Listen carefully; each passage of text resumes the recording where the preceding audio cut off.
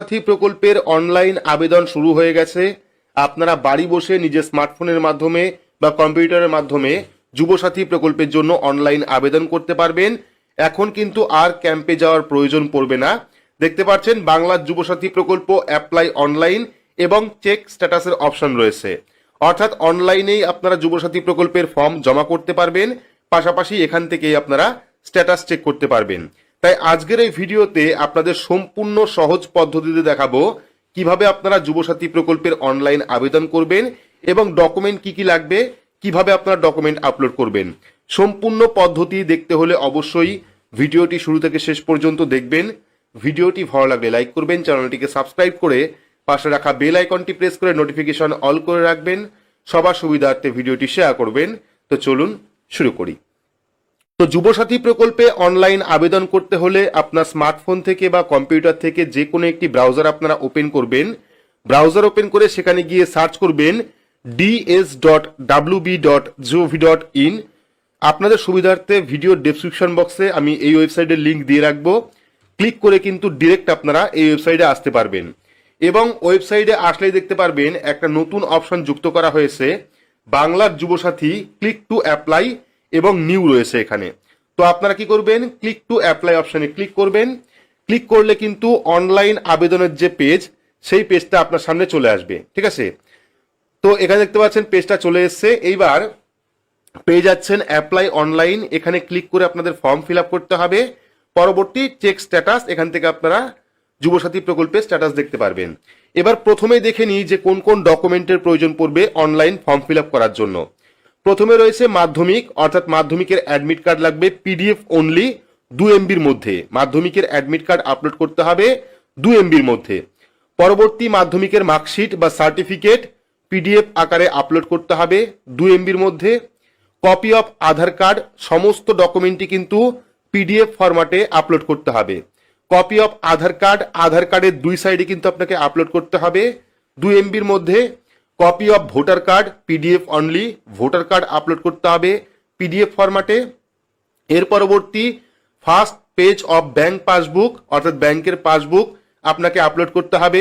যদি আপনার কাছে কাস্ট সার্টিফিকেট থাকে সেক্ষেত্রে আপনি কাস্ট সার্টিফিকেট অ্যাপ্লাই করবেন বা আপলোড করবেন।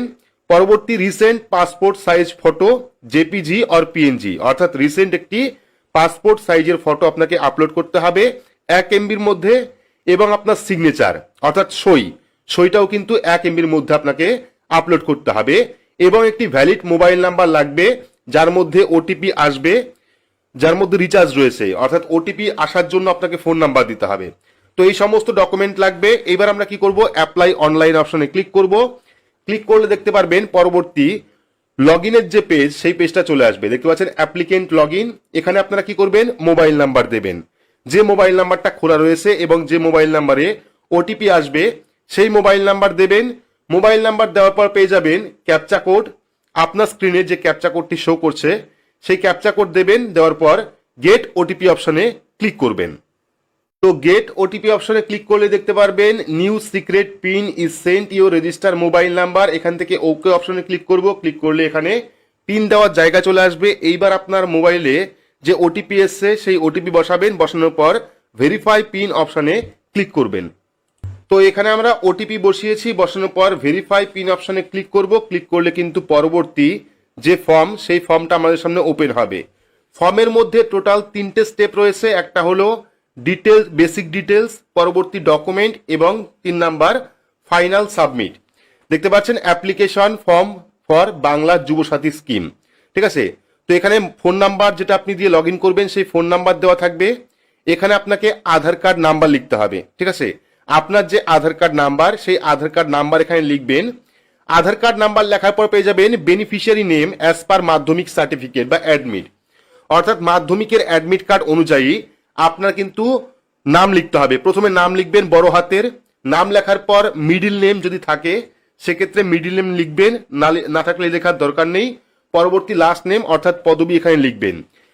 পুরোটা ফর্মই কিন্তু বড় হাতের ফিল আপ করবেন। ঠিক আছে, অর্থাৎ বড় হাতের টাইপ করবেন। এর পরবর্তী mobile number link with bank account. ঠিক আছে, যে মোবাইল নাম্বারটা দেবেন সেই মোবাইল নাম্বারটা যেন ব্যাংক অ্যাকাউন্টের সঙ্গে লিঙ্ক থাকে, তাহলেই কিন্তু হবে। তো এখানে আপনারা মোবাইল নাম্বার দেবেন। যদি ইমেল অ্যাড্রেস থাকে সেক্ষেত্রে ইমেল অ্যাড্রেস দেবেন, না থাকলে দেওয়ার দরকার নেই। পরবর্তী জেন্ডার, আপনি মেল না ফিমেল না আদার্স, এখানে আপনারা ক্লিক করবেন, মেল হলে মেল, ফিমেল হলে ফিমেল। এবার দেখতে পাচ্ছেন ডেট অফ বার্থ, তো এখানে আপনারা ক্লিক করবেন, ক্লিক করলে ক্যালেন্ডার ওপেন হবে। 1/4/2026 অনুযায়ী আপনাকে কিন্তু 21 থেকে 40 বছরের মধ্যে বয়স হতে হবে। সেক্ষেত্রে ক্যালেন্ডার থেকে প্রথমে আপনারা এখানে বছর সিলেক্ট করে নেবেন, বছরের পর মাস সিলেক্ট করবেন, তারপরে তারিখ আপনারা সিলেক্ট করে নেবেন, আপনার মাধ্যমিকের অ্যাডমিট কার্ড অনুযায়ী হোক বা আপনার আধার কার্ড দেখে হোক, ঠিক আছে। এখানে আপনারা ডেট অফ বার্থ দিয়ে দেবেন। ডেট অফ বার্থ দেওয়ার পর পেয়ে যাবেন ফাদার্স নেম, তো বাবার নাম লিখবেন, নাম এবং পদবি একসঙ্গেই লিখবেন। নামের পর একটা স্পেস দেবেন, তারপরে পদবি লিখবেন। লেখার পর মাদার্স নেম অর্থাৎ মায়ের নাম এবং পদবি এখানে লিখবেন। লেখার পর পেয়ে যাবেন স্পাউস নেম, অর্থাৎ যদি আপনি বিবাহিত হয়ে থাকেন সেক্ষেত্রে এখানে স্বামীর নাম অথবা স্ত্রীর নাম লিখতে পারেন। লেখার পর পেয়ে যাবেন ক্যাটাগরি, আপনি জেনারেল, এসসি, এসটি না ওবিসি। যদি আপনি জেনারেল হন সেক্ষেত্রে জেনারেল উপর টিক করবেন, তাহলে কোনো সার্টিফিকেটের প্রয়োজন পড়বে না বা কাস্ট সার্টিফিকেটের প্রয়োজন পড়বে না। যদি আপনার কাছে এসসি, এসটি, ওবিসি সার্টিফিকেট থাকে সেক্ষেত্রে আপনি এখানে টিক করতে পারেন। টিক করার পর দেখতে পাচ্ছেন ম্যারিটাল স্ট্যাটাস, অর্থাৎ আপনি বিবাহিত না অবিবাহিত না ডিভোর্সি, সেটা আপনাকে এখান থেকে সিলেক্ট করতে হবে। যদি আপনি অবিবাহিত হয়ে থাকেন সেক্ষেত্রে আনম্যারিড অপশনে টিক করবেন। যদি আপনি উইডো অর্থাৎ বিধবা হয়ে থাকেন সেক্ষেত্রে সেকেন্ড অপশনে ক্লিক করবেন। যদি আপনি ম্যারিড হয়ে থাকেন, বিবাহিত হয়ে থাকেন সেক্ষেত্রে ম্যারিড অপশনে টিক করবেন। যদি আপনি সেপারেট হয়ে থাকেন সেক্ষেত্রে সেপারেট অপশনে টিক করবেন। টিক করার পর পেয়ে যাবেন কন্ট্যাক্ট ডিটেলস। কন্ট্যাক্ট ডিটেলসের প্রথমে রয়েছে হাউস নাম্বার। তো হাউস নাম্বার কিন্তু ভোটার লিস্টে যেখানে আপনার নাম রয়েছে অথবা আপনার পরিবারের কোনো সদস্য নাম রয়েছে সেই লিস্টেই কিন্তু আপনারা বাড়ির নাম্বারটা পেয়ে যাবেন। সেক্ষেত্রে বাড়ির নাম্বার লিখে দেবেন। বাড়ির নাম্বার লেখার পর পেয়ে যাবেন ভিলেজ, টাউন বা সিটি, এখানে আপনার সম্পূর্ণ বাড়ির ঠিকানা লিখবেন। লেখার পর পেয়ে যাবেন পোস্ট অফিস, আপনার পোস্ট অফিস কোনটা সেই পোস্ট অফিসের নাম লিখবেন অথবা ঠিকানা লিখবেন। লেখার পর ডিস্ট্রিক্ট, এখান থেকে আপনার জেলা সিলেক্ট করবেন, আপনার কোন জেলা। জেলার পর পেয়ে যাবেন এরিয়া, ব্লক না মিউনিসিপ্যালিটি, যদি আপনি পঞ্চায়েত এলাকার বাসিন্দা হন সেক্ষেত্রে ব্লক সিলেক্ট করবেন। যদি আপনি পৌরসভা এলাকার বাসিন্দা হন সেক্ষেত্রে আপনি মিউনিসিপ্যালিটি এখানে সিলেক্ট করবেন। সিলেক্ট করার পর পেয়ে যাবেন ব্লক, মিউনিসিপ্যালিটি বা কর্পোরেশন, তো এখান থেকে ক্লিক করবেন। ক্লিক করার পর আপনার যে ব্লক বা মিউনিসিপ্যালিটি সেটা আপনি এখান থেকে সিলেক্ট করবেন। ব্লক বা মিউনিসিপ্যালিটি সিলেক্ট করার পর পেয়ে যাবেন পুলিশ স্টেশন, আপনার থানা কোনটা সেই থানা আপনি সিলেক্ট করবেন। সিলেক্ট করার পর জিপি বা ওয়ার্ড নাম্বার, এখান থেকে আপনারা গ্রাম পঞ্চায়েত বা ওয়ার্ড নাম্বার সিলেক্ট করবেন। সিলেক্ট করার পর পেয়ে যাবেন পিনকোড, আপনার এলাকার যে পিনকোড সেই পিনকোড নাম্বার এখানে দেবেন। পিনকোড নাম্বার দেওয়ার পর state automatically West Bengal select হবে এখানে। এরপরে পেয়ে যাবেন বোর্ড, অর্থাৎ আপনি মাধ্যমিক পরীক্ষা বা তার বেশি যে পরীক্ষা আপনি দিয়েছিলেন সেটা কোন বোর্ডে দিয়েছিলেন, মানে কোন বোর্ডের মাধ্যমে দিয়েছিলেন। তো এখান থেকে আপনারা বোর্ড সিলেক্ট করবেন, আপনার কোন বোর্ড সেই বোর্ড আপনি সিলেক্ট করবেন। এরপরে আপনারা মাধ্যমিকের অ্যাডমিট কার্ড হোক বা মাধ্যমিকের মার্কশিট হোক সেখান থেকে দেখে প্রথমে আপনারা রোল দেবেন। রোল দেওয়ার পর নাম্বার দেবেন, তারপরে ইয়ার দেবেন। মাধ্যমিকের অ্যাডমিট কার্ড বা মার্কশিটে কিন্তু আপনারা সম্পূর্ণ ডিটেলস পেয়ে যাবেন। সেখান থেকে প্রথমে রোল, তারপরে নাম্বার, তারপরে ইয়ার, অর্থাৎ কত সালে আপনি মাধ্যমিক পরীক্ষা দিয়েছিলেন সেটা আপনি এখানে বসিয়ে দেবেন। বসিয়ে দেওয়ার পর পরবর্তী পেয়ে যাবেন এডুকেশনাল কোয়ালিফিকেশন হাইয়েস্ট, অর্থাৎ মাধ্যমিকের পরে আপনি হাইয়েস্ট কত পর্যন্ত পড়াশোনা করেছেন, ঠিক আছে। যদি পড়াশোনা করে থাকেন সেক্ষেত্রে লিখবেন। লেখার পর প্রেজেন্ট অকুপেশন, অর্থাৎ বর্তমানে আপনি কোন কাজ করছেন। যেহেতু এটা বেকারদের জন্য সেক্ষেত্রে যদি আপনি ফর্ম ফিল আপ করেন তাহলে এখানে আপনি স্টুডেন্ট লিখতে পারেন অথবা আনএমপ্লয়েড লিখতে পারেন, ঠিক আছে। অর্থাৎ কোনো রকম কাজ আপনি করছেন না, এই দুটো অপশন লিখতে পারেন অথবা নীল লিখতে পারেন। এই তিনটের মধ্যে যে কোনো একটা লিখে দেবেন।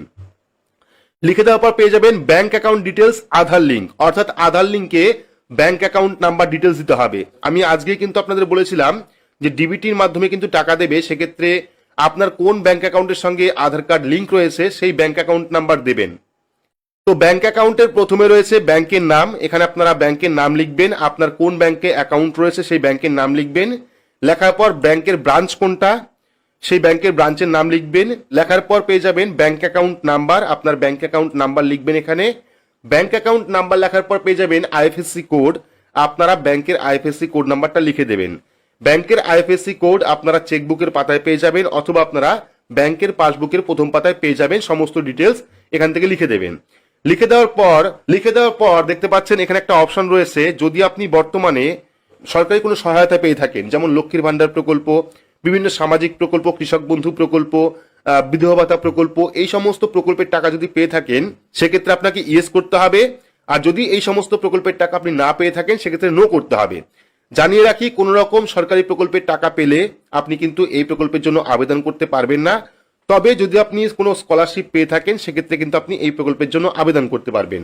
তো এখান থেকে নো করলেই কিন্তু আপনারা এই প্রকল্পের টাকা পাবেন, না হলে কিন্তু পাবেন না, ঠিক আছে। তো এরপর চলে এসছে, যদি আপনি ইয়েস করেন তাহলে এখানে কোন প্রকল্পের টাকা আপনি পাচ্ছেন বা সুবিধা পাচ্ছেন সেটা আপনাকে লিখতে হবে। তো যেহেতু আমরা কোনো সরকারি সুবিধা পাচ্ছি না সেক্ষেত্রে নো অপশনে ক্লিক করব। ক্লিক করার পর সেভ বেসিক ডিটেলস অপশনে ক্লিক করব। ক্লিক করলে কিন্তু পরবর্তী যে ডকুমেন্টের পেজ, সেই ডকুমেন্টের পেজ চলে আসবে। তো এবার ফার্স্ট পেজ ফিল আপ করার পর পরবর্তী ডকুমেন্টের পেজ চলে আসবে, যেখানে প্রথমে বললাম প্রথমে আপনাকে মাধ্যমিকের অ্যাডমিট কার্ড এখানে আপলোড করতে হবে। সেটা হবে 2 MBর মধ্যে, ঠিক আছে। তো মাধ্যমিকের অ্যাডমিট কার্ড আপলোড করার জন্য চুজ ফাইল অপশনে ক্লিক করবেন, আপনার গ্যালারি ওপেন হবে, সেখান থেকে আপনারা মাধ্যমিকের অ্যাডমিট কার্ড এখানে আপলোড করে দেবেন। মাধ্যমিকের অ্যাডমিট কার্ড আপলোড করার পর পেয়ে যাবেন মাধ্যমিক বা আদার্স কোনো মার্কশিট, সেক্ষেত্রে চুজ ফাইল অপশনে ক্লিক করবেন, এখান থেকে মাধ্যমিকের যে মার্কশিট সেটা আপনারা এখানে আপলোড করবেন। আপলোড করার পর কপি অফ আধার কার্ড, জানিয়ে রাখি আধার কার্ডের 2 সাইডই কিন্তু আপনাদের আপলোড করতে হবে। সেক্ষেত্রে PDF আকারে আপনারা আধার কার্ডটি আপলোড করবেন।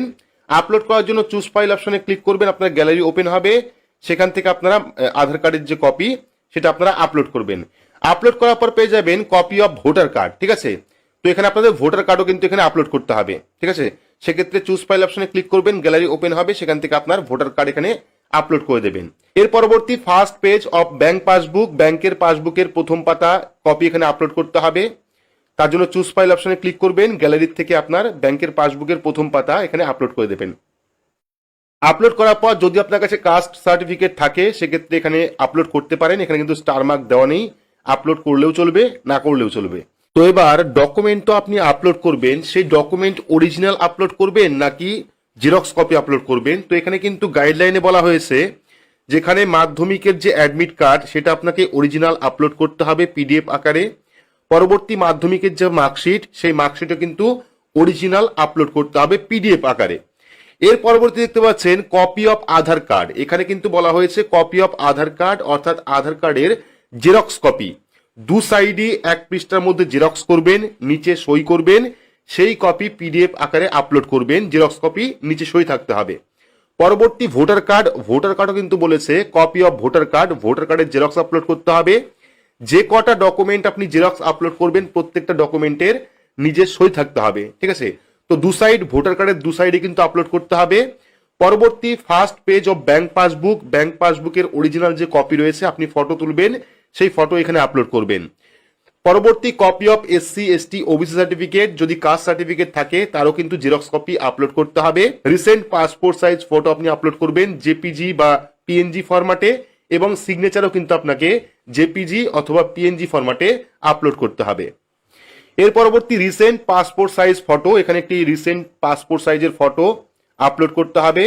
ব্যাকগ্রাউন্ড চেষ্টা করবেন সাদা বা হালকা নীল যে ব্যাকগ্রাউন্ড থাকে সেই ব্যাকগ্রাউন্ডের ছবি আপলোড করার জন্য। পরবর্তী সিগনেচার অফ অ্যাপ্লিকেন্ট, আপনার একটি সিগনেচার এখানে আপলোড করতে হবে।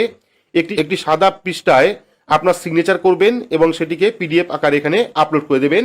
চুজ ফাইল অপশনে ক্লিক করবেন, গ্যালারি ওপেন হবে, সেখান থেকে আপনার যে সিগনেচার বা সই সেটা আপনি আপলোড করবেন। আপলোড করার পর সেভ ডকুমেন্টস অপশনে ক্লিক করবেন।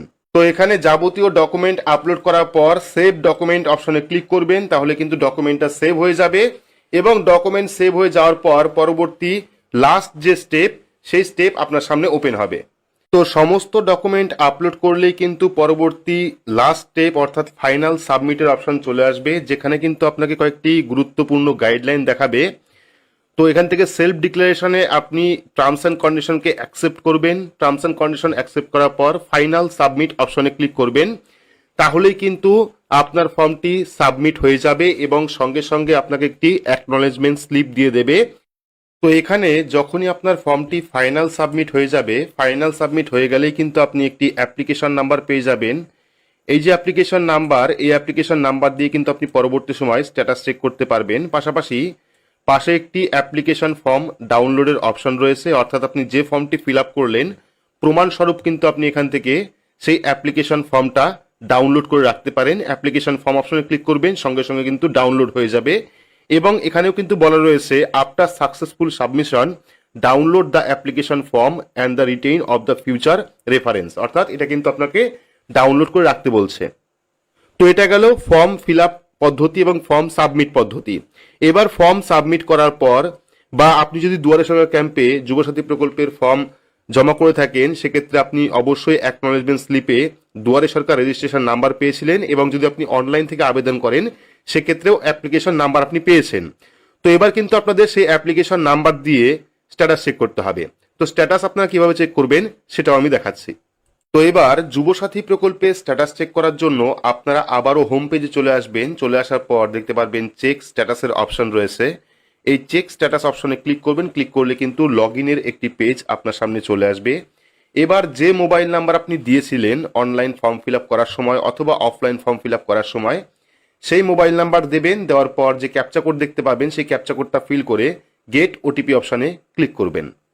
তো এখনো কিন্তু স্ট্যাটাস দেখার পেজটা ঠিকমতো কাজ করছে না। যখনই আমি চেক স্ট্যাটাসে ক্লিক করছি তখন লগ ইনের অপশন আসছে, এবং লগ ইনে যখনই আমরা ওটিপি দিচ্ছি তখনই কিন্তু নতুন করে আবার ফর্ম ওপেন হচ্ছে।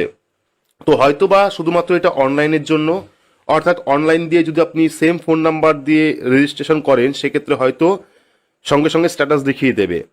বাকি পরবর্তী সময় কোন আপডেট আসে অর্থাৎ স্ট্যাটাস চেক করা যায় কিনা সেটাও আমি দেখাবো। বাকি সম্পূর্ণ ফর্ম ফিল আপ পদ্ধতি দেখালাম, কিভাবে আপনারা যুবসাথী প্রকল্পের অনলাইন ফর্ম ফিল আপ করবেন, ডকুমেন্ট কোন পদ্ধতিতে আপলোড করবেন, পাশাপাশি অ্যাপ্লিকেশন নাম্বার আপনারা কিভাবে পাবেন, ডিটেলস কিন্তু ভিডিওর মাধ্যমে দেখালাম। তো ভিডিওটি আপনাদের কেমন লাগলো অবশ্যই কমেন্ট বক্সে কমেন্ট করে জানাবেন।